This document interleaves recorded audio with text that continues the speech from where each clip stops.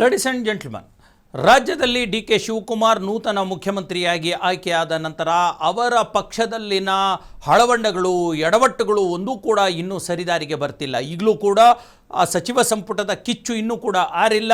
ಖಾತೆಯ ಎಡವಟ್ಟು ಖ್ಯಾತೆ ಕೂಡ ಇನ್ನೂ ಅದು ಸರಿಯಾಗಿಲ್ಲ. ಈ ನಡುವೆ ಡಿ.ಕೆ. ಶಿವಕುಮಾರ್ ಅವರ ಸರ್ಕಾರಕ್ಕೆ, ಸ್ವತಃ ಡಿ.ಕೆ. ಶಿವಕುಮಾರ್ ಅವರಿಗೆ ಒಂದು ರೀತಿಯ ದೊಡ್ಡ ಸವಾಲನ್ನು ಹಾಕಲಿಕ್ಕೆ ಈಗ ಮತ್ತೆ ರಾಜ್ಯದಲ್ಲಿ ಮೀಸಲಾತಿ ಕಿಚ್ಚು ಹಚ್ಚುವಂಥ ಮತ್ತು ಕಿಚ್ಚು ಅದು ಬೆಳೆಯುವಂಥ ಎಲ್ಲ ಸಾಧ್ಯತೆಗಳು ಕೂಡ ಕಂಡು ಬರ್ತಾ ಇದೆ. ಈ ಬಾರಿ ಮೀಸಲಾತಿಗಾಗಿ ಹೋರಾಟ ಮಾಡ್ತಾ ಇರತಕ್ಕಂಥದ್ದು ಪರಿಶಿಷ್ಟ ಪಂಗಡದ ಮತದಾರರು ಮತ್ತು ನಾಯಕರು, ST ಅಂತ ಏನು ಕರಿತೀವಿ ನಾವು, ಶೆಡ್ಯೂಲ್ ಟ್ರೈಬ್ ಅನ್ನುವಂಥದ್ದು.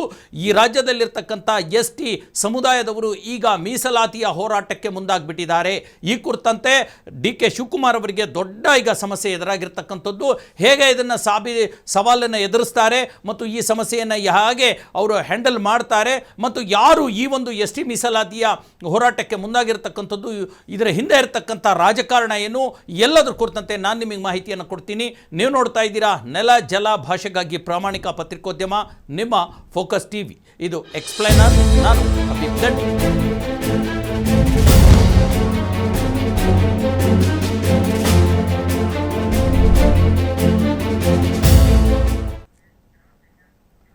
ಎಸ್ ವೀಕ್ಷಕರೇ, ರಾಜ್ಯ ರಾಜಕಾರಣದಲ್ಲಿ ಮುಖ್ಯಮಂತ್ರಿ ಬದಲಾವಣೆ ಏನೋ ಆಗೋಯಿತು, ಆದರೆ ಸಮಸ್ಯೆಗಳು ಮತ್ತು ಸವಾಲುಗಳು ಈಗಲೂ ಕೂಡ ಮುಗಿಯೋ ಹಾಗೆ ಕಂಡು ಬರ್ತಾ ಇಲ್ಲ. ನೋಡಿ, ಪಕ್ಷದ ಒಳಗಡೆಯ ಸಮಸ್ಯೆಗಳು ಮತ್ತು ಸವಾಲುಗಳನ್ನು ಎದುರಿಸೋದು ಒಂದು ಹಂತ ಆದರೆ, ವಿಪಕ್ಷಗಳು ಈಗ ದೊಡ್ಡ ಮಟ್ಟದ ಸವಾಲನ್ನು ಮುಖ್ಯಮಂತ್ರಿ ಡಿ.ಕೆ. ಶಿವಕುಮಾರ್ ಅವರಿಗೆ ಹಾಕೋದಕ್ಕೆ ಹೊರಟಿರ್ತಕ್ಕಂಥದ್ದು. ಈಗಾಗಲೇ ಬಿಡದಿ ಟೌನ್ಶಿಪ್ ವಿಚಾರದಲ್ಲಿ ರೈತರ ಪರವಾಗಿ JDS ನಿಂತಿರ್ತಕ್ಕಂಥದ್ದು ಮತ್ತು BJP ಕೂಡ ಅದಕ್ಕೆ ರಾಜ್ಯ ಸರ್ಕಾರದ ವಿರುದ್ಧ ಸಿಡಿದು ಬಿದ್ದಿರ್ತಕ್ಕಂಥದ್ದು ಒಂದು ಕಡೆ ಆದರೆ, ಈಗ ಮೀಸಲಾತಿಯ ಕಿಚ್ಚು ಮತ್ತೆ ಹತ್ಕೊಳ್ತಾ ಇದೆ. ಈಗಾಗಲೇ ಮೀಸಲಾತಿಗೆ ಹಲವಾರು ರಾಜ್ಯದಲ್ಲಿರ್ತಕ್ಕಂಥ ಸಮುದಾಯಗಳು, ಜಾತಿಗಳು ಹೋರಾಟವನ್ನು ಮಾಡಿರ್ತಕ್ಕಂಥದ್ದನ್ನು ನಾವು ನೋಡಿದ್ದೀವಿ ಅಲ್ವಾ. ದೊಡ್ಡ ಮಟ್ಟದ ಒಂದು ವಿರೋಧವನ್ನು ಕೂಡ ಆಯಾ ಸರ್ಕಾರಗಳು ಎದುರಿಸ್ಕೊಂಡು ಬಂದಿದ್ದಾವೆ. ಆದರೆ ಈಗ ಡಿ.ಕೆ. ಶಿವಕುಮಾರ್ ಅವರ ಕಾಂಗ್ರೆಸ್ ಸರ್ಕಾರಕ್ಕೆ ಪರಿಶಿಷ್ಟ ಪಂಗಡದ ಮೀಸಲಾತಿಯ ಕಿಚ್ಚು, ಮೀಸಲಾತಿಯ ಹೋರಾಟ ದೊಡ್ಡ ಮಟ್ಟದ ಸವಾಲನ್ನು ಹಾಕಲಿಕ್ಕೆ ತಯಾರಾಗಿಬಿಟ್ಟಿದೆ.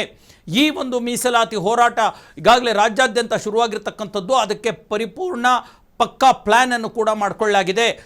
ದೂರದ ಬೀದರ್ನಿಂದ, ಅಂದರೆ ಕರ್ನಾಟಕ ರಾಜ್ಯದ ಮುಕುಟವಾಗಿರ್ತಕ್ಕಂಥ ಬೀದರ್ನಿಂದ ಹಿಡಿದು ಕೆಳಗಡೆ ಇರತಕ್ಕಂಥ ಚಾಮರಾಜನಗರ ಜಿಲ್ಲೆಯವರೆಗೂ ಕೂಡ ಈ ಒಂದು ST ಮೀಸಲಾತಿಯ ಹೋರಾಟ, ಪ್ರತಿಭಟನೆಗಳು ಮತ್ತು ತಮ್ಮ ಹಕ್ಕಿಗಾಗಿ, ತಮ್ಮ ಮೀಸಲಾತಿಗಾಗಿ ಎಲ್ಲ ರೀತಿಯ ಹೋರಾಟವನ್ನು ಮಾಡಲಿಕ್ಕೆ ಈಗ ಹೊಸ ತಂತ್ರವನ್ನು ಹೆಣೆಯಲಾಗಿದೆ.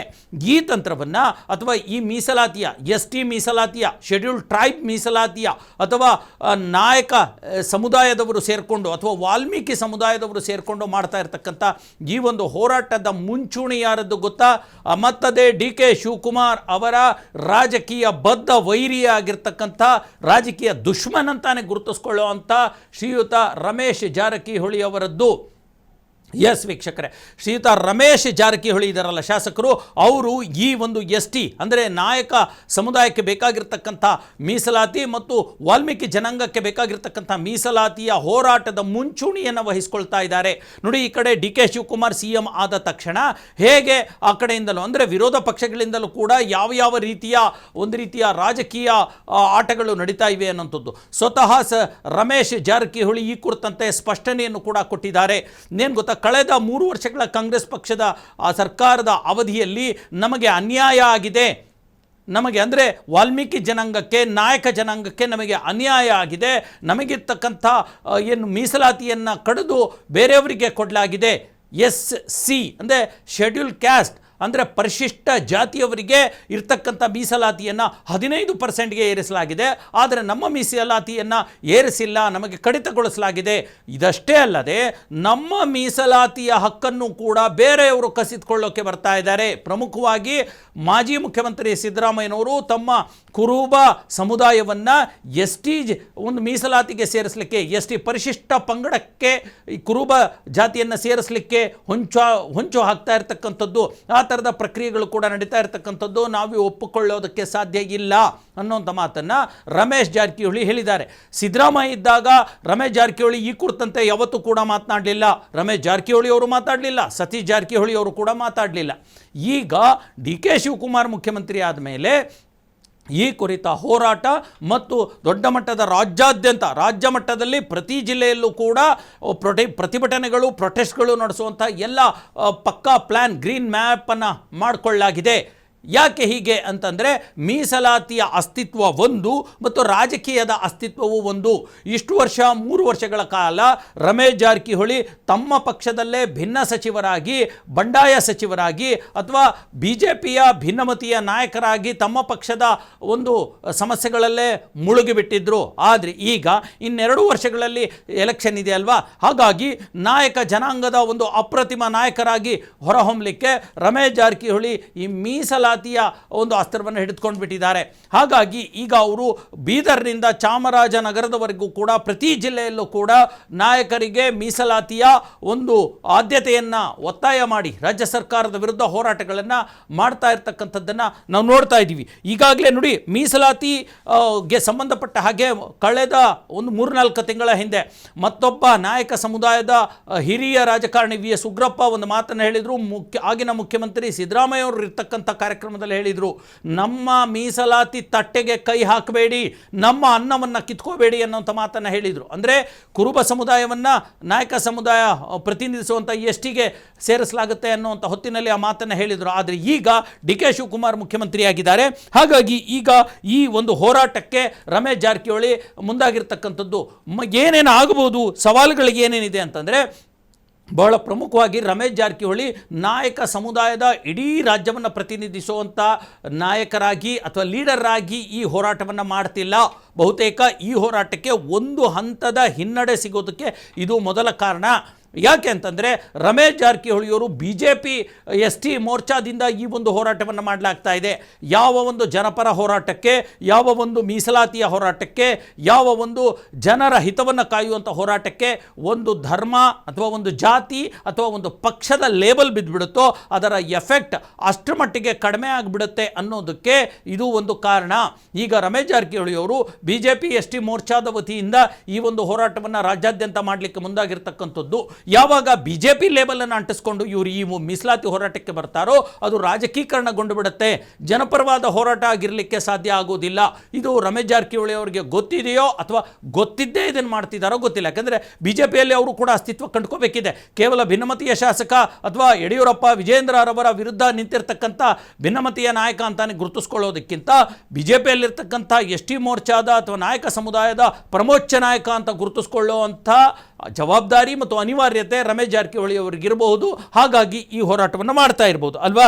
ಇದ್ರ ಜೊತೆಗೆ ST ಸಮುದಾಯದ ಜೊತೆಗೆ ಪಕ್ಷಾತೀತವಾದ ಹೋರಾಟವನ್ನು ಏನಾದರೂ ರೂಪಿಸಿದ್ದೇ ಆದರೆ ಅದು BJPಯನ್ನೂ ಅಲ್ಲ, ಕಾಂಗ್ರೆಸ್ಸೂ ಅಲ್ಲ, JDS ಅಲ್ಲ, ಪಕ್ಷಾತೀತವಾಗಿ ಅವರು ಹೋರಾಟವನ್ನು ರೂಪಿಸಿದರೆ ಖಂಡಿತ ಅದಕ್ಕೊಂದು ಹೋರಾಟದ ರೂಪುರೇಷೆ ಬಂದು ಯಶಸ್ಸು ಸಿಗುವಂಥ ಸಾಧ್ಯತೆ ಇದೆ. ಇಲ್ಲ ಪಕ್ಷಕ್ಕೆ ಈ ಹೋರಾಟ ಸೀಮಿತ ಆಗಿಬಿಡುವಂಥ ಸಾಧ್ಯತೆಗಳನ್ನು ಅಲ್ಲಿ ಗಳಿಯೋ ಹಾಗಿಲ್ಲ. ಎಲ್ಲಕ್ಕಿಂತ ಪ್ರಮುಖವಾಗಿ ಈ ಸದ್ಯಕ್ಕೆ ರಮೇಶ್ ಜಾರಕಿಹೊಳಿ ಅವರ ಈ ಹೋರಾಟ ಇದೆಯಲ್ಲ, ST ಮೀಸಲಾತಿ ಹೋರಾಟ, ಇದು ಕಾಂಗ್ರೆಸ್ ಪಕ್ಷಕ್ಕೆ ಮುಳುವಾಗುತ್ತಾ ಅನ್ನೋಂಥ ಪ್ರಶ್ನೆ ಈಗ ಎದ್ದು ನಿಂತಿರ್ತಕ್ಕಂಥದ್ದು. ಯಾಕಂದರೆ ಈಗಾಗಲೇ ನಾನು ಹೇಳಿದಾಗೆ ಅವರು ಬೇರೆ ಬೇರೆ ಒಳ ಮೀಸಲಾತಿಯನ್ನು ತಂದು ST ಸಮುದಾಯಕ್ಕೆ, ನಾಯಕ ಸಮುದಾಯಕ್ಕಿರ್ತಕ್ಕಂಥ ಮೀಸಲಾತಿಯನ್ನು ಕಡಿಮೆಗೊಳಿಸುವಂಥ ಪ್ರಯತ್ನ ಮಾಡ್ತಾ ಇರೋದ್ರಿಂದ ಒಂದು ವೇಳೆ ರಮೇಶ್ ಜಾರಕಿಹೊಳಿ ರಾಜ್ಯಾದ್ಯಂತ ಈ ಹೋರಾಟ ಮಾಡಿದರೆ ಖಂಡಿತ ಕಾಂಗ್ರೆಸ್ ಪಕ್ಷಕ್ಕೆ ಮುಳುವಾಗುತ್ತೆ. ಎಲ್ಲದಕ್ಕಿಂತ ಪ್ರಮುಖವಾಗಿ ಸತೀಶ್ ಜಾರಕಿಹೊಳಿ ಅವರಿಗೆ KPCCಯ ಅಧ್ಯಕ್ಷ ಪಟ್ಟ ಸಿಕ್ಕಿಲ್ಲ. ಇದು ಒಂದು ರೀತಿಯ ನಾಯಕ ಸಮುದಾಯದ ಹೋರಾಟಕ್ಕೆ ಬಲ ತುಂಬಬಹುದು. ಯಾಕಂದರೆ ಒಂದು ವೇಳೆ ಸತೀಶ್ ಜಾರಕಿಹೊಳಿ ಏನಾದರೂ KPCC ಅಧ್ಯಕ್ಷ ಆಗಿಬಿಟ್ಟಿದ್ರೆ, ಕಾಂಗ್ರೆಸ್ ಪಾರ್ಟಿ ಅಧ್ಯಕ್ಷರಾಗಿಬಿಟ್ಟಿದ್ರೆ ಈ ಹೋರಾಟ ತಮ್ಮನ ವಿರುದ್ಧ ಅಣ್ಣ, ಅಣ್ಣನ ವಿರುದ್ಧ ತಮ್ಮ ಅನ್ನೋ ಥರದ್ದು ಬಂದುಬಿಡ್ತಾ ಇತ್ತು. ಈಗ ಸತೀಶ್ ಜಾರಕಿಹೊಳಿ ಅವರು ಕೇವಲ ಒಬ್ಬ ಸಚಿವ ಮಾತ್ರ, ಕಾಂಗ್ರೆಸ್ ಪಕ್ಷದ ಒಬ್ಬ ನಾಯಕ ಮಾತ್ರ, ಶಾಸಕ ಮಾತ್ರ. ಹಾಗಾಗಿ ಒಂದು ಸಮುದಾಯದ ಹೋರಾಟ ಅಂತಂದೇಳಿ ಸತೀಶ್ ಜಾರಕಿಹೊಳಿ ಕೈ ತೊಳ್ಕೊಂಡು ಬಿಡ್ಬೋದು, ಆ ಪರಿಸ್ಥಿತಿ ಇದೆ. ಹಾಗಾಗಿ ಈಗ ಇದು ಈ ಒಂದು ನಾಯಕ ಸಮುದಾಯದ ಮೀಸಲಾತಿಯ ಹೋರಾಟಕ್ಕೆ ಒಂದು ರೀತಿಯಾದ ದೊಡ್ಡ ಒಂದು ಯಶಸ್ಸು ಸಿಗುತ್ತಾ ಅನ್ನೋಂಥ ಪ್ರಶ್ನೆ ಎದ್ದು ನಿಂತಿದೆ. ರಮೇಶ್ ಜಾರಕಿಹೊಳಿ ಅವರು ಹೇಗೆ ಈ ಒಂದು ಹೋರಾಟವನ್ನು ಮುನ್ನಡೆಸ್ಕೊಂಡು ಹೋಗ್ತಾರೆ, ಯಾವಾಗಲಿಂದ ಇದು ಶುರುವಾಗುತ್ತೆ, ಹೇಗೆ ಇದನ್ನು ಪ್ಲ್ಯಾನನ್ನು ಮಾಡಲಾಗುತ್ತೆ, ಇದೆಲ್ಲದಕ್ಕಿಂತ ಹೊರತಾಗಿ DK ಶಿವಕುಮಾರ್ CM ಆಗಿರ್ತಕ್ಕಂಥ DK ಶಿವಕುಮಾರ್ ಯಾವ ತರಹದ ಕೌಂಟರ್ ರಾಜಕಾರಣವನ್ನು ನಡೆಸ್ತಾರೆ. ಜೊತೆಗೆ ಇಲ್ಲಿರ್ತಕ್ಕಂಥ ಕಾಂಗ್ರೆಸ್ ಪಕ್ಷದಲ್ಲೂ ಕೂಡ ಒಂದಷ್ಟು ನಾಯಕ ಸಮುದಾಯದ ವಾಲ್ಮೀಕಿ ಸಮುದಾಯದ ನಾಯಕರಿದ್ದಾರಲ್ವಾ, ಅವರೆಲ್ಲ ಯಾವ ರೀತಿ ಸಪೋರ್ಟ್ ಮಾಡ್ತಾರೆ, ಅಂದರೆ ಈ ಹೋರಾಟದ ವಿರುದ್ಧವಾಗಿ CMಗೆ ಅಥವಾ ಸರ್ಕಾರಕ್ಕೆ ಯಾವ ರೀತಿ ಸಪೋರ್ಟ್ ಮಾಡ್ತಾರೆ ಅನ್ನೋಂಥದ್ದು ಪ್ರಶ್ನೆ. ಇದರ ಜೊತೆಗೆ BJPಯಲ್ಲೇ ಕೆಲವು ಶ್ರೀರಾಮುಲು ಥರದ ನಾಯಕರು ಬೇಕಾದ ಜನ ಇದ್ದಾರೆ ವಾಲ್ಮೀಕಿ ಸಮುದಾಯದಿಂದ. ಅವರೆಲ್ಲ ರಮೇಶ್ ಜಾರಕಿಹೊಳಿ ಅವರ ಈ ಪ್ರಯತ್ನಕ್ಕೆ ಎಷ್ಟು ಮಟ್ಟಿಗೆ ಸಪೋರ್ಟ್ ಮಾಡ್ತಾರೆ, ಒಟ್ಟಾರೆ ಈ ವಾಲ್ಮೀಕಿ ಸಮುದಾಯದ ವಾಲ್ಮೀಕಿ ಜನಾಂಗದ ನಾಯಕ ಸಮುದಾಯದ ಈ ಮೀಸಲಾತಿಯ ಹೋರಾಟ ಒಂದು ತಾರ್ಕಿಕ ಅಂತ್ಯವನ್ನು ಕಾಣುತ್ತಾ ಅಥವಾ ಮತ್ತೇನಾದರೂ ಒಡೆದು ಹೋಗುತ್ತಾ, ಇದಕ್ಕೆ ಇಡೀ ಸಮುದಾಯ ಒಗ್ಗಟ್ಟಾಗಿ ರಮೇಶ್ ಜಾರಕಿಹೊಳಿ ಅವರಿಗೆ ಸಪೋರ್ಟ್ ಮಾಡುತ್ತಾ ಅನ್ನುವಂಥದ್ದನ್ನು ಕೂಡ ಕೆಲವೇ ದಿನಗಳಲ್ಲಿ ಸಾಬೀತು ಆಗಲಿದೆ.